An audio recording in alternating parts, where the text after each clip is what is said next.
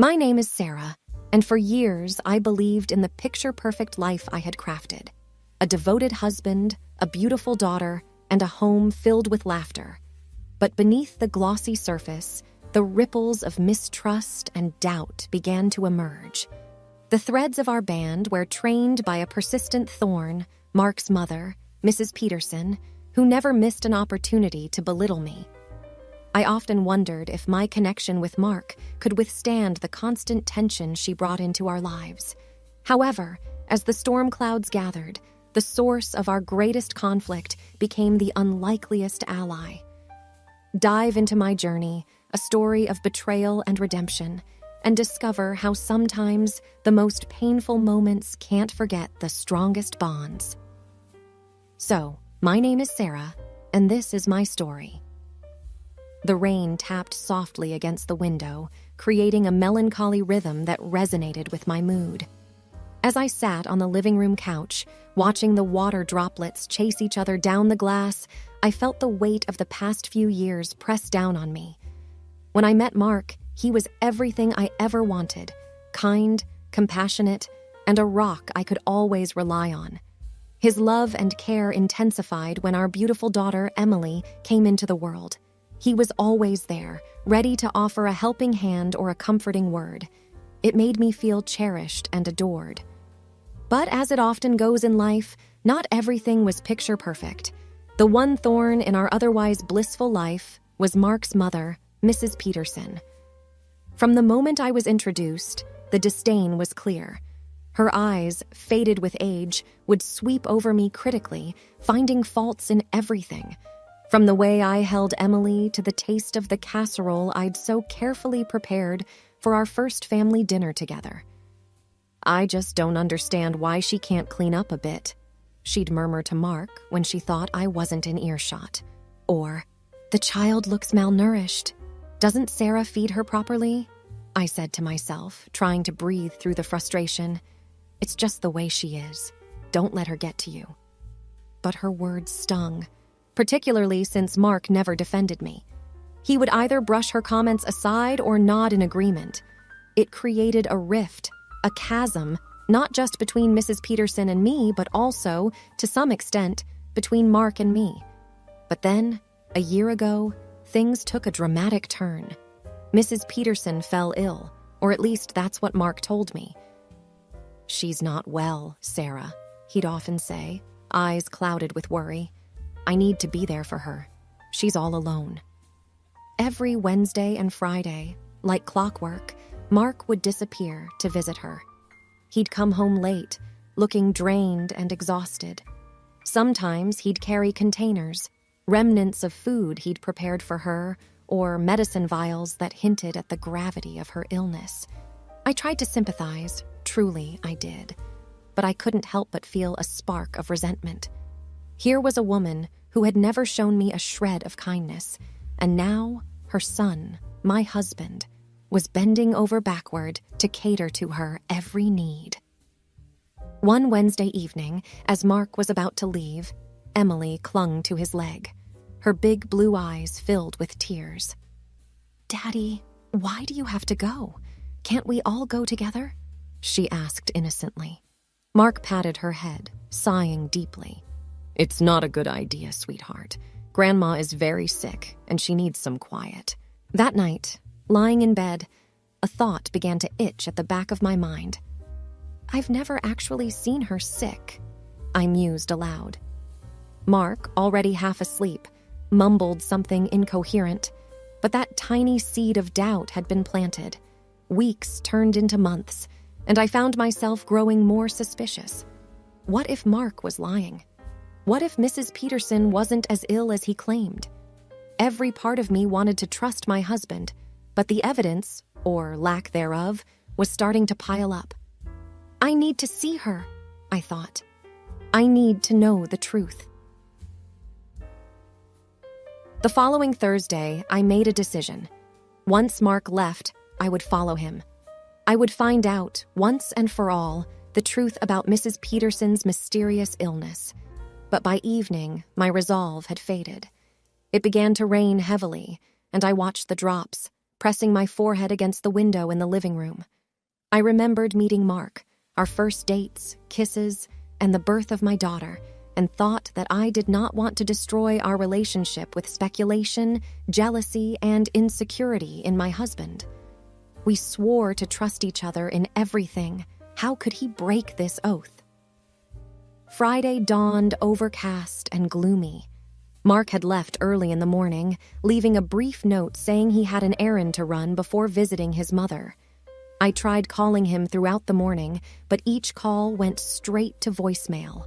My frustration grew with each unanswered call. The doubt that had sprouted a few weeks ago now threatened to overtake my every thought. That afternoon, a realization hit me like a slap in the face. It was Friday, grocery day for Mrs. Peterson. I remembered Mark once mentioning how he'd ensure she had all she needed, given her frail condition. An idea formed in my mind. Perhaps, I thought, this could be my chance to find out the truth without raising any alarms.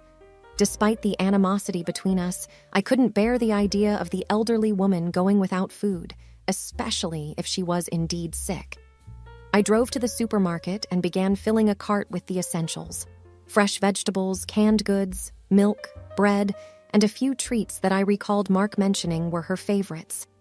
While shopping, my mind raced with all the possible scenarios I might encounter when I visited her home. Would she even let me in? The drive to Mrs. Peterson's felt longer than I remembered. Every scenario I had imagined was overshadowed by my growing anxiety. But nothing, absolutely nothing, could have prepared me for what I encountered when I finally reached her house. I rang the doorbell, clutching the grocery bags tightly. A few moments later, the door swung open to reveal a perfectly healthy-looking Mrs. Peterson, dressed in a tennis outfit, her hair neatly tied back, not a hint of frailty about her.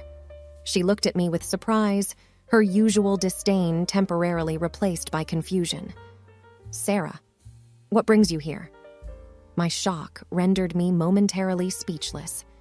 Gathering my thoughts, I managed, "I brought groceries. Mark said, he mentioned you were ill." A look of concern crossed her face. "Ill? Why would he say that?" she mused, leading me inside. As I stepped into the familiar living room, everything looked just as I remembered from my infrequent visits.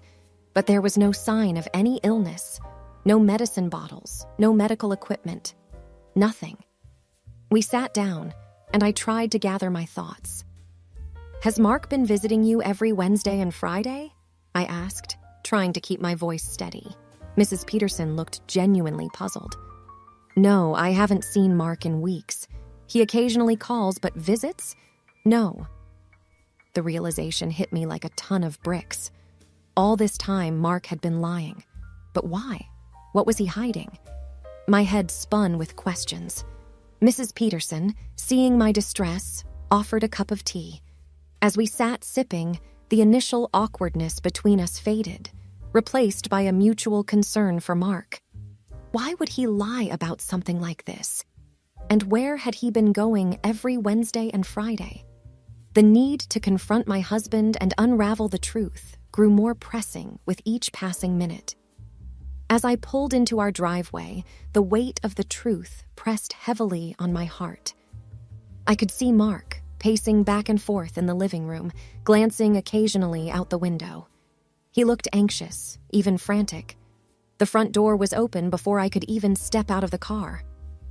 "Sarah," he began, rushing forward, his face pale.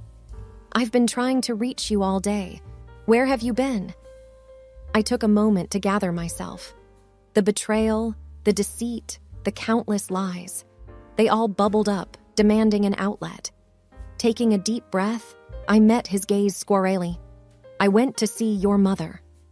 Mark froze, his face turning an even paler shade. What did you, he stammered. "I know, Mark," I whispered, my voice thick with pain. "I know about the lies. I know she's not sick."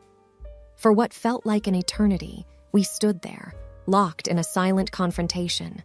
Finally, Mark's shoulders slumped in defeat, and he looked away, unable to meet my gaze. "There's someone else," he admitted, his voice barely audible. "I've been seeing Camilla on Wednesdays and Fridays for the past few months."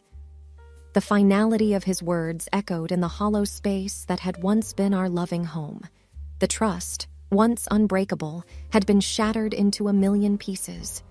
Tears streamed down my face, not just for the love lost, but for the life we had built and the promises we had made.